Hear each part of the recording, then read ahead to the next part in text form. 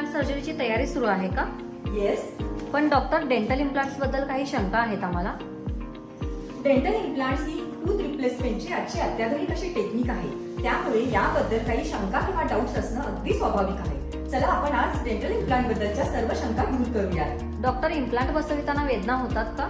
नक्कीच नाही, कारण डेंटल इम्प्लांट ही प्रोसिजर लोकल अनेस्थेशिया म्हणजे औषधा भूल देऊन केली जाते. त्यामुळे पूर्णपणे वेदनारहित असते. डेंटल इम्प्लांट सेफ आहेत का? येस, कारण डेंटल इम्प्लांट्स हे टायटॅनियम धातूचे बनलेले असतात की हा टायटॅनियम धातू आपल्या शरीराला पूर्णपणे वाया कॉम्पॅटेबल असतो. त्यामुळे पूर्णपणे सेफ आहे. इम्प्लांट किती वर्ष टिकतात? डेंटल इम्प्लांट्स हे सर्वसाधारणपणे 20 वर्षापेक्षा जास्त किंवा कधी कधी पूर्णपणे आयुष्यभर टिकतात. परंतु त्यावरती बसवलेला क्राऊन मात्र दर 10 ते 12 वर्षांनी आपल्याला बदलावा लागतो. इम्प्लांटच्या संपूर्ण प्रक्रियेला साधारण किती कालावधी लागतो?